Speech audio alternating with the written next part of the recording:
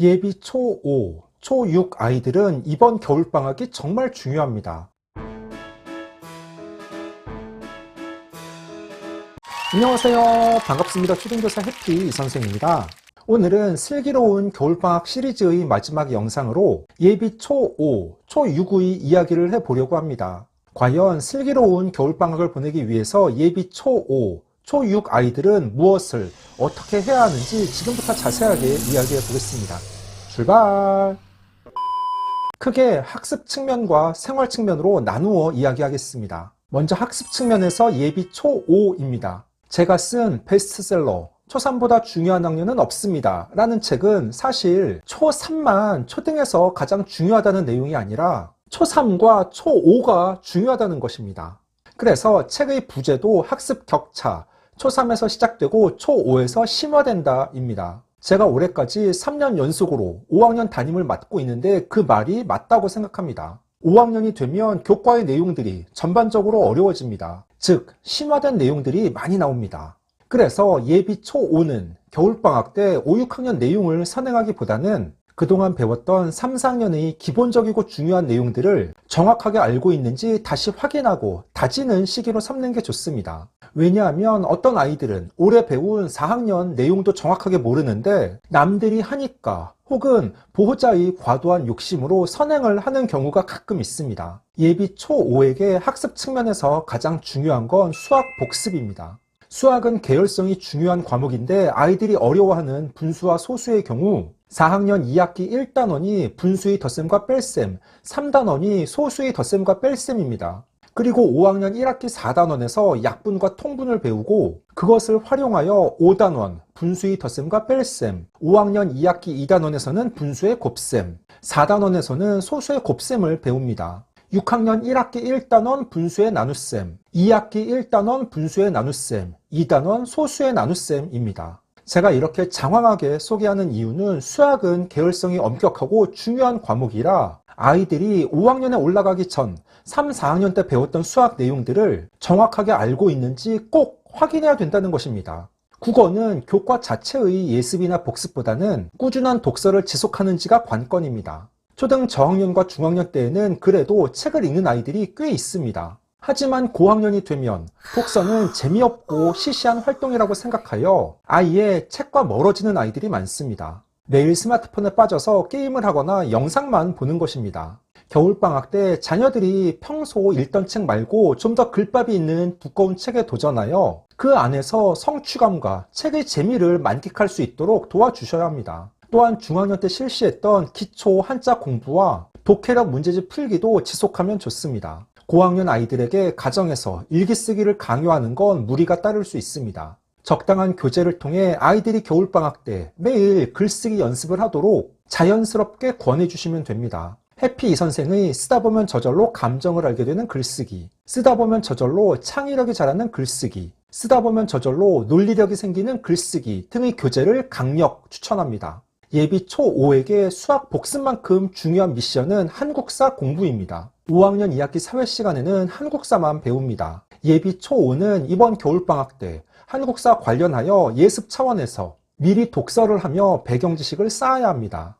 의외로 5학년 2학기 사회 시간 한국사 관련하여 학습 격차가 크게 나타납니다. 실제로 제가 단원평가에서 고조선을 세운 사람이 누구인지 묻는 문제를 출제하자 일부 아이들은 단군 왕검이 정답인데 세종대왕, 이성계, 주몽, 광개토 대왕, 당구 왕건 등 다양한 답이 나왔습니다. 시중에 다양한 초등 한국사 관련 책들이 많으니 꼭 공부, 예습의 차원이 아니더라도 재미있게 술술 읽으며 한국사 용어에 익숙해지는 계기로 삼으면 됩니다. 제가 지난 여름 야심차게 펴낸 해피 이 선생의 교과서가 쉬워지는 초등 필수 한국사 인력도 아주 좋습니다.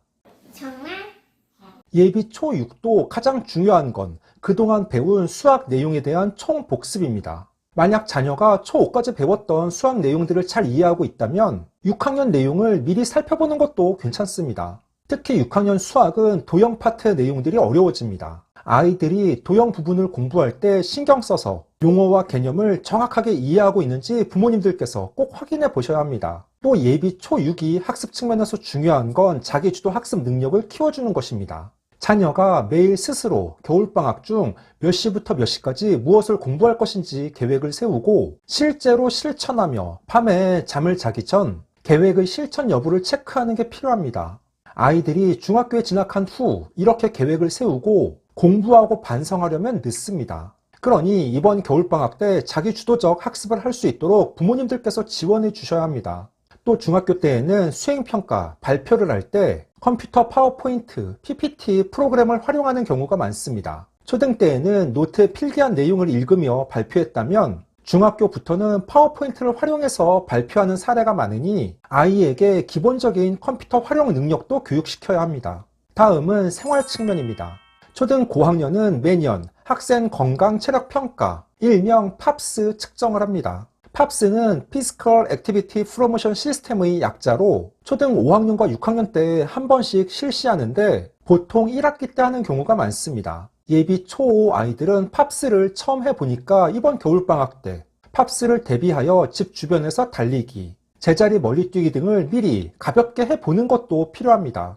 날씨가 춥다고 집에만 있지 말고 무리하지 않는 범위 내에서 줄넘기 등을 통해 체력을 키워야 합니다.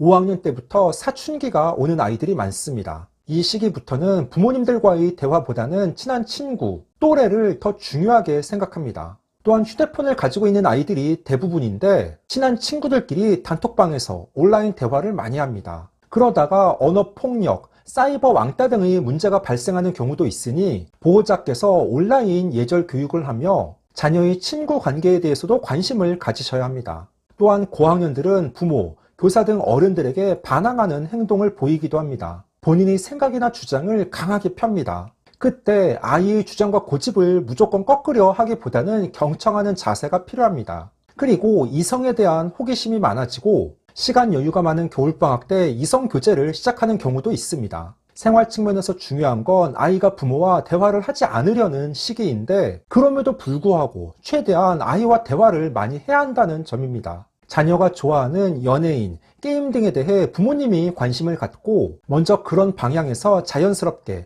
대화의 물꼬를 트는 방법도 좋습니다. 특히 여자아이들은 화장이나 옷 등 본인을 꾸미는 것에도 많은 시간과 돈을 투자합니다. 무조건 못하게 맡기보다는 아이가 어떤 제품을 쓰는지 자녀와 함께 올리브영 같은 곳에 가서 쇼핑을 하며 설명해 주시는 것도 괜찮습니다.